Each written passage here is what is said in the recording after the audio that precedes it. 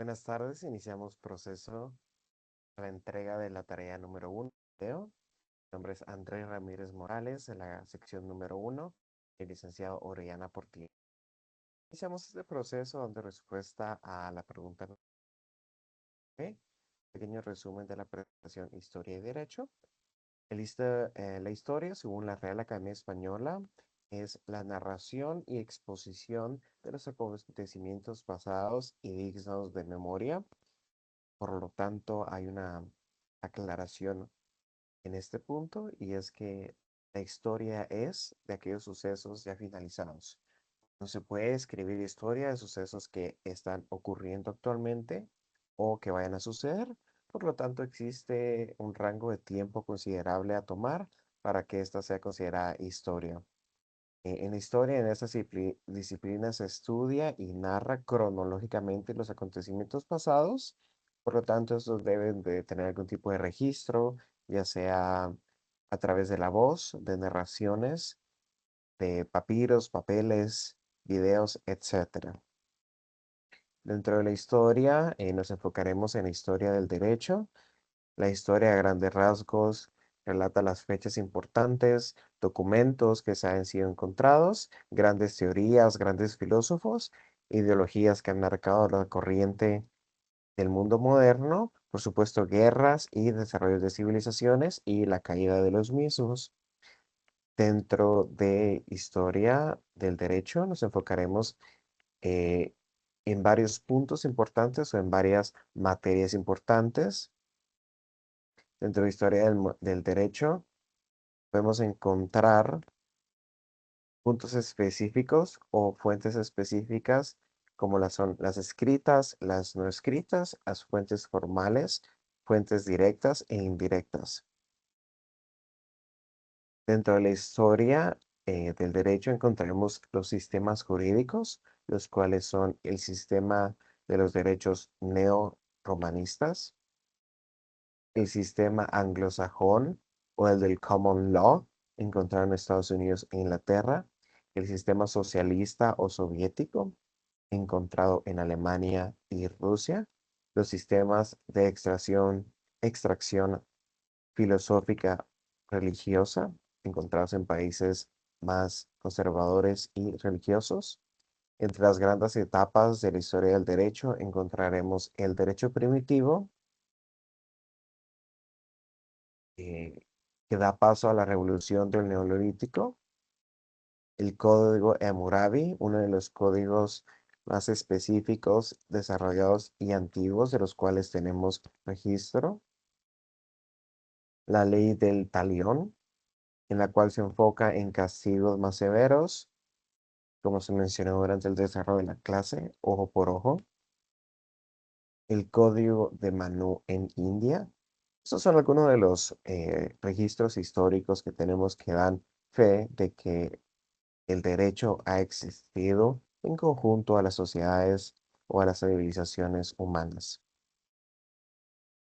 Continuando un poco con la presentación, encontramos diferentes tipos de derecho a lo largo de las diferentes civilizaciones, como lo son el derecho en la antigua China, el derecho del antiguo Israel, el derecho del antiguo Egipto. Egipto sobre todo ha tenido un desarrollo extraordinario, ya que ha sido una de las civilizaciones más longevas y que más siglos ha abarcado. Continuamos con el siguiente punto a considerar, que es la historia. A grandes rasgos, la historia es una disciplina enfocada en el estudio del pasado, de la humanidad y del hombre a través de la interpretación, análisis y desarrollo de fuentes. Como se mencionó antes, diferentes tipos de fuentes existen para nutrir la historia. Los objetivos de esto son comprender, analizar los procesos sociales, políticos, culturales, económicos y teológicos que han dado forma a la estructura del mundo moderno. ¿Cuáles son los pasos o procedimientos del método del historiador? Estos los podemos enfocar en cuatro grandes pasos que considero yo son el método del historiador de base. Existen ramas o especializaciones que probablemente tengan más pasos, pero considero que los cuatro que voy a presentar a continuación serían los generales y más a grandes rasgos los métodos utilizados por historiadores modernos, y estos son la búsqueda y recopilación de fuentes históricas. Primer punto sería búsqueda, obviamente. La crítica o análisis. En esto se encontraría la evaluación de la autenticidad, de la veracidad o de la qué tan fidedignas son las fuentes previamente mencionadas. La interpretación o análisis como paso número 3.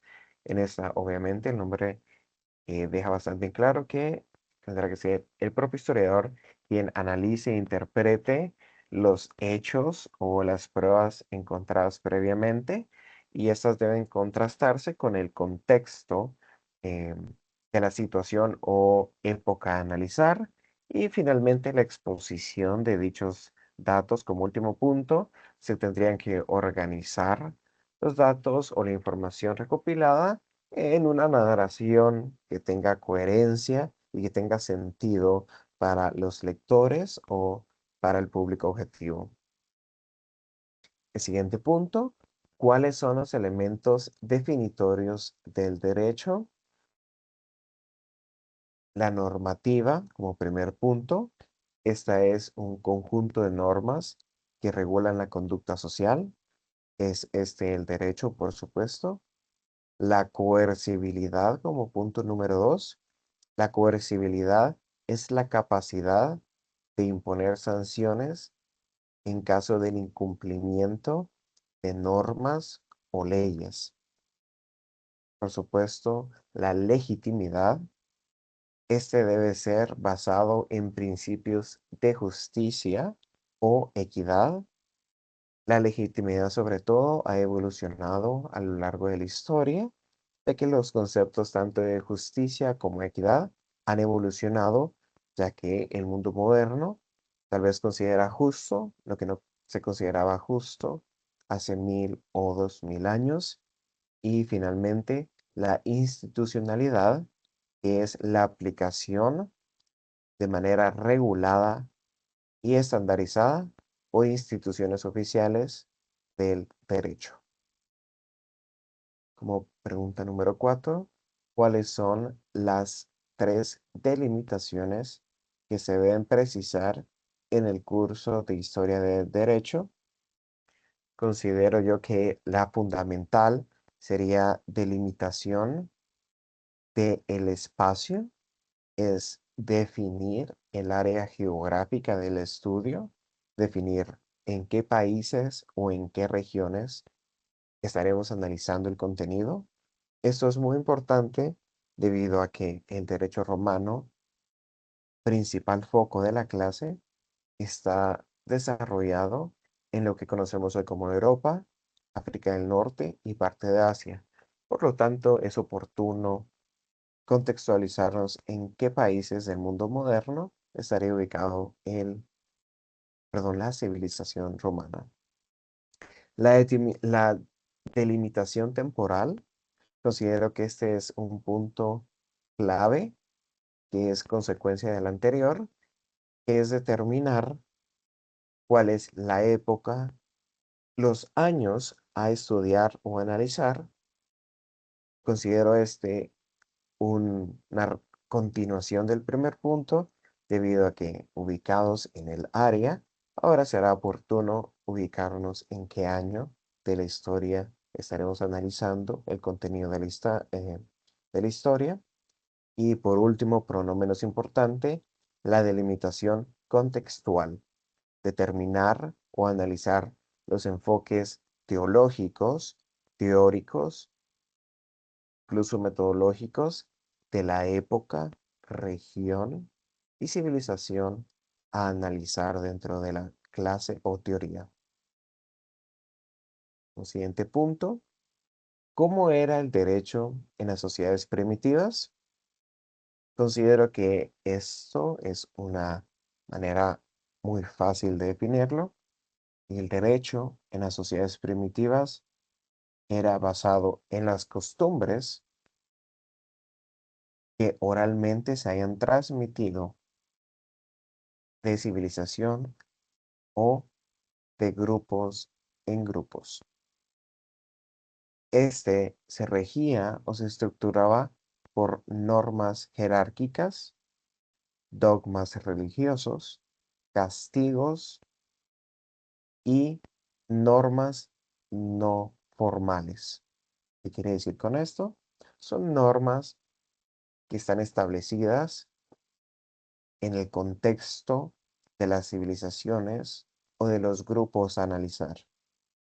Este tipo de normas primitivas no estaban escritas, no pertenecían a instituciones, pero contaban con castigos severos a quienes incumplían la ley o norma. Siguiente cuestionamiento: ¿por qué es importante el Código de Hammurabi? El Código Hammurabi, aproximadamente 1700 años antes de Cristo. Este es uno de los documentos más importantes, ya que demuestra el derecho en una civilización prácticamente desconocida, de la cual tenemos registro gracias a este código. Es uno de los más complejos y de los que mejor se tiene registro. Como se mencionó dentro de la clase, existe la posibilidad de que hayan más antiguos, pero este se encuentra en uno de los mejores estados posibles. Con estado me refiero al estado físico en el cual se encuentra el Código de Hammurabi. Este Código de Hammurabi es uno de los primeros conjuntos de leyes escritas. Estas no están escritas en un idioma, están escritos en símbolos, los cuales representan situaciones, personas o el contexto de la ley o de la norma a representar. Son un pilar fundamental que proporciona una visualización de lo que era el derecho en esa época y sobre todo nos muestra cómo este tipo de civilización regulaba la vida de los ciudadanos tanto a nivel económico, social, religioso y familiar. Siguiente cuestionamiento: ¿qué es la ley mosaica y algunas de estas características? La ley mosaica es el conjunto de normas atribuidas a Moisés. Moisés, este personaje de la Biblia, por supuesto. Estas leyes están contenidas en el Torá y algunas de las características pueden ser que se basa en principios o dogmas religiosos en conjunto con principios morales. Se incluyen dentro de estos los famosos 10 mandamientos. Por supuesto, existen más normas dentro de la ley mosaica, pero los 10 mandamientos se consideran los más populares y los más representados en la Biblia, ya sea a través de películas, en la propia educación que hemos tenido en países católicos como el nuestro. Los 10 mandamientos han sido una de las leyes más compartidas o más expuestas dentro de la ley mosaica, y también estas contienen normas sobre justicia y relaciones en sociedad. Continuamos con el derecho en el Antiguo Egipto. ¿Qué se conoce del derecho en el Antiguo Egipto? Este era basado en decretos, sobre todo decretos dictaminados por el faraón. La jerarquía dentro de Egipto era bastante estricta y pocas veces alguien nacido en las bases de la pirámide podía avanzar. Por lo tanto, lo dictaminado por el faraón era algo irrefutable e innegable. Dentro de esto se puede encontrar que existe el politeísmo. El antiguo Egipto es una civilización politeísta, por lo tanto, esto también se ve reflejado en su derecho. En el Antiguo Egipto, el derecho se basaba en el M-A-A-T, que es un principio de verdad, justicia y un orden universal. Estas normas o el derecho en Antiguo Egipto se basaba en contratos tanto de familiares, sucesiones como de propiedad.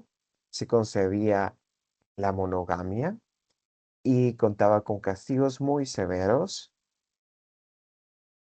En algunos casos sí existía la equidad, pero como se mencionó anteriormente, la jerarquía social estaba muy dictaminada, por lo tanto era bastante difícil poder apelar a ciertas cuestiones.